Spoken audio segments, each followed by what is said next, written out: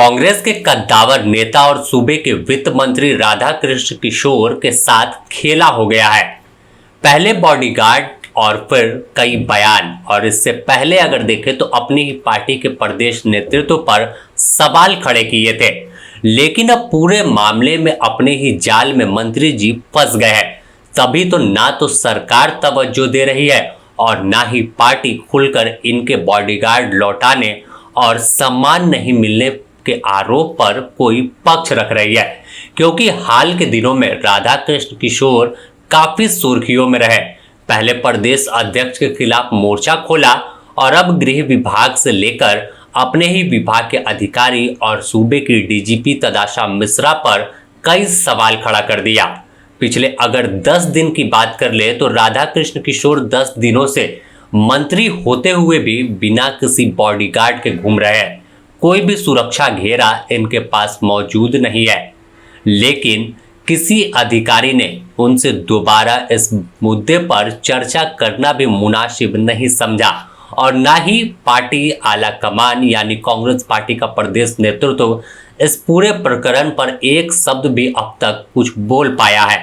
ऐसे में अब विपक्ष इस पूरे मुद्दे पर चुटकी लेने लगा है।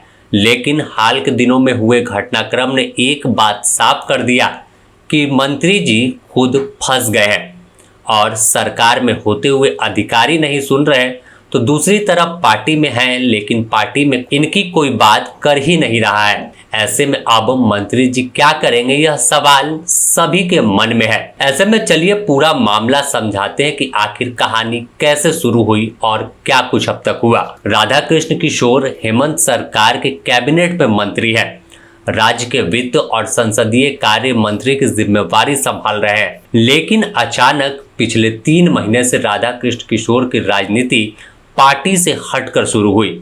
संगठन में जैसे ही संगठन का विस्तार किया गया, उसके बाद प्रदेश अध्यक्ष पर मंत्री ने सवाल खड़ा कर दिया।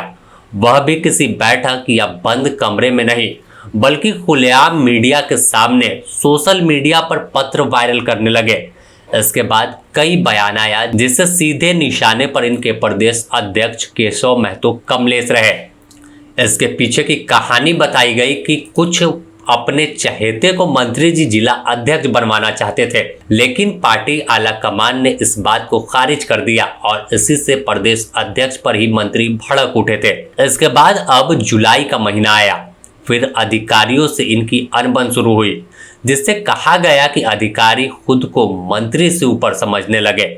और इसके पीछे की कहानी इतना है कि मंत्री जी के पास 16 बॉडीगार्ड थे, जिसमें स्पेशल ब्रांच और झारखंड पुलिस के मिलाकर थे। लेकिन 16 सुरक्षा कर्मियों के लिए उन्हें 3 गाड़ी मिली थी और मंत्री जी के साथ जब वह बाहर जाते कहीं तो 3 गाड़ी में बैठने में बॉडीगार्ड को दिक्कत होती थी।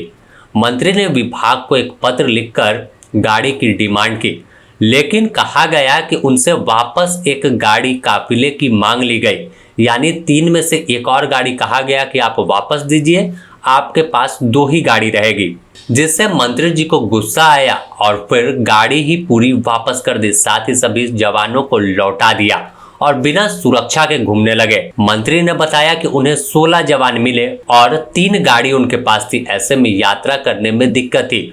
उनकी सुरक्षा नहीं बल्कि जवानों की सुरक्षा से जुड़ा सवाल था, क्योंकि उनके पास हथियार है, लेकिन अधिकारी इसे नजरअंदाज कर रहे हैं। इस बीच मंत्री ने फिर अब एक पत्र डीजीपी को लिख दिया।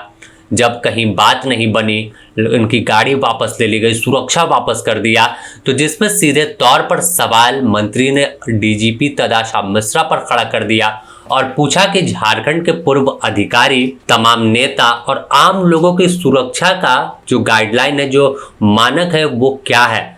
आखिर किस नीति के तहत और कैसे यह निर्णय डीजीपी लेती है कि किसे सुरक्षा मिलेगी, कहां पर कैसी व्यवस्था होगी, इस पर सवाल पूछा है और पूरे महकमे को सवालों के घेरे में खड़ा कर दिया।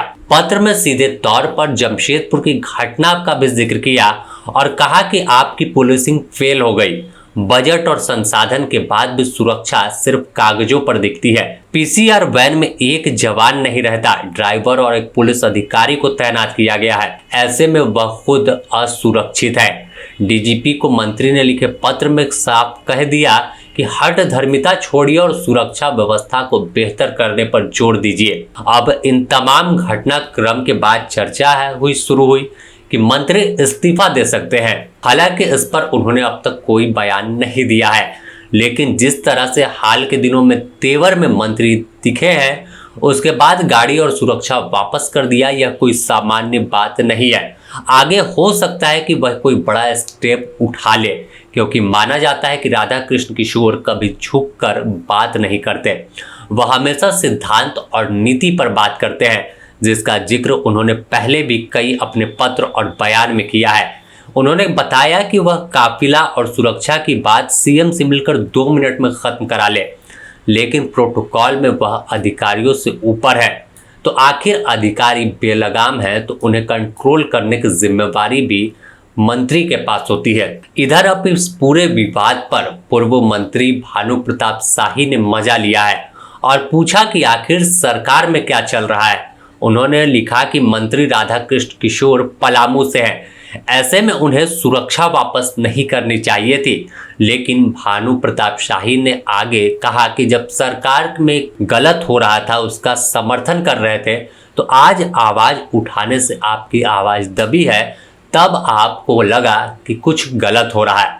ऐसे में ज़रूरत है कि आप इस्तीफा देकर अपने पलामू की शान बचा ले और आईना सरकार को दिखा दे कि पलामू झुक कर बात नहीं करता। खैर, पूरे मामले को मिलाकर दूसरी तरफ एक चर्चा शुरू है कि बड़ी ही सलीके से मंत्री को सरकार से दूर और पार्टी से भी दूर करने का नया रास्ता तैयार किया गया है। तभी तो इतना बवाल होने के बाद भी ना तो सीएम ने इस मामले पर संज्ञान लिया और ना ही पार्टी आला कमान ने कोई रुचि दिखाई कि इस मामले में उनका भी बयान आए और किसी तरह से इसे खत्म करने की कोशिश करें। बने रहें द न्यूज़ पोस्ट के साथ, इससे जुड़ी और भी अपडेट देंगे।